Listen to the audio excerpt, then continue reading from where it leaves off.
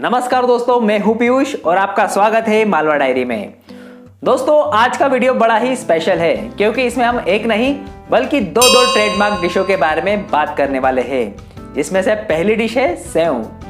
दोस्तों सेव का मालवी भोजन में वही स्थान है जो कि एक बॉलीवुड फिल्म में साइड हीरो या हीरो के दोस्त का होता है, जिसके बिना हीरो को अपनी हीरोइन मिल ही नहीं पाती। इसी तरह सेव के बिना मालवी लोगों को खाने में स्वाद मिल ही नहीं पाता। और दोस्तों पोहे के साथ इसकी जुगलबंदी के क्या ही कहने।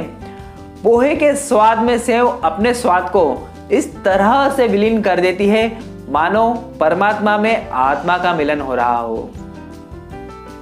तो दोस्तों मालवी तथा इंदौरी लोगों के लिए सेव का तो यही महत्व है। दोस्तों आज हमारे पास सेव की सैकड़ों वैरायटी उपलब्ध है, जिसमें से सबसे ज़्यादा फेमस तथा सबसे ज़्यादा खाई जाने वाली सेव है लौंग की सेव, जिसे लौंगी सेव भी कहा जाता है।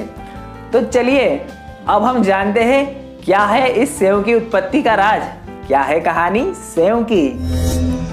दोस्तों सेव की कहानी हमें आज से लगभग 200 वर्ष पहले मध्य प्रदेश मालवा के रतलाम में ले जाती है। हुआ क्या था, एक बार मुगल शासक रतलाम के पास से गुजर रहे होते हैं, तभी उन्हें अचानक सिवैयां खाने की इच्छा होती है। अब दोस्तों इस क्षेत्र में उस समय गेहूं का आटा उपलब्ध नहीं था जिसकी सिवैयां बनाई जा सके, जिसके विकल्प के तौर पर यहाँ के मूल आदिवासी भीलों ने चने के आटे यानी बेसन की पतली पतली सिवैयां इन्हें तल के खिलाई। और दोस्तों ये सिवैयां उनमें बड़ी पसंद आई। तभी से इन बेसन की सिवैयों को सेव के नाम से जाने जाने लगा। इन सेवों को पहले भीलड़ी सेव के नाम से जाना जाता था, जिसे आज हम रतलामी सेव के नाम से जानते हैं। सन 2014-15 में इसे जीआई टैग भी प्राप्त हो चुका है, यानी कि अब रतलाम में बनी सेव को ही रतलामी सेव कहा जा सकता है। दोस्तों इस सेव में थोड़ी मात्रा में लौंग, अजवाइन, काली मिर्ची तथा लाल मिर्ची मिलाई जाती है, जिसे कड़क तेल में तल लिया जाता है। सेव से ही एक और मिलती जुलती डिश है जिसका नाम है भुजिया, और इसकी खोज भी 19वीं शताब्दी में सन 1877 में बीकानेर के राजस्थान में महाराजा डूंगर सिंह जी के समय हुई थी।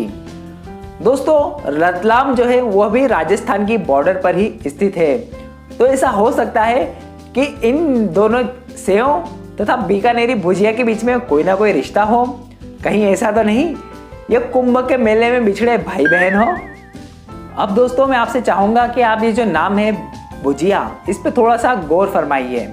इसमें भ में से यदि ऊ की मात्रा को निकाल दीजिए तो बेसन से ही तल के बनाई जाने वाली एक और डिश भजिए का नाम बन जाता है।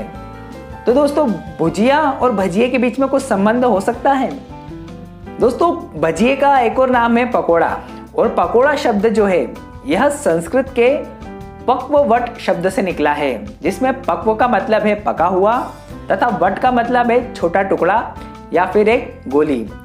तो दोस्तों ऐसा हो सकता है कि भजिए को और भी कुरकुरा तथा खस्ता बनाने के लिए भजिए के घोल यानी बेसन को छोटे छेद वाली जालियों यानी कि एक छोटे छेदों वाली छलनी में से निकाल के जब तला गया हो तो इसी से सेव या फिर भुजिए की उत्पत्ति हुई होगी।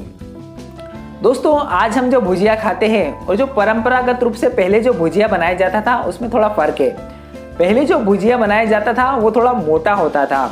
आप आज भी बीकानेर की गलियों में जाएंगे तो आपको ये मोटा भुजिया देखने को मिल जाएगा। तो दोस्तों ऐसा हो सकता है कि भुजिए तथा सेव की उत्पत्ति भजिए से ही हुई हो। इसके हिसाब से भजिया जो है वो सेव तथा भुजिए का पिता कहलाया, और फाफड़ा तथा गाठिया इसके क्रमशः फूफा तथा ताया हुए। दोस्तों जो भी है इसका ओरिजिन जिस भी तरह से हुआ होगा, आज बीकानेर के लिए भुजिया तथा रतलाम के लिए सेव एक ट्रेडमार्क है। बीकानेरी भुजिया को भी जीआई टैग प्राप्त है, यानी कि बीकानेर में जो भुजिया बना होगा वही असली बीकानेरी भुजिया कहलाएगा। तो दोस्तों चाहे आप भुजिया खाएं या सेव खाएं, चाहे सेव को भुजिया समझकर खाएं या भुजिया को सेव समझकर खाएं, आपको इसका आनंद जरूर लेना चाहिए। तो दोस्तों यहीं पे हम विराम लगाएंगे, और यह थी मालवा डायरी की तरफ से भुजिया तथा सेव के ऊपर एक छोटी सी प्रस्तुति। आशा करते हैं आपको कुछ नया जानने को मिला होगा। अगर आपको ये वीडियो पसंद आता है तो हमारे चैनल को सब्सक्राइब ज़रूर कीजिएगा। धन्यवाद।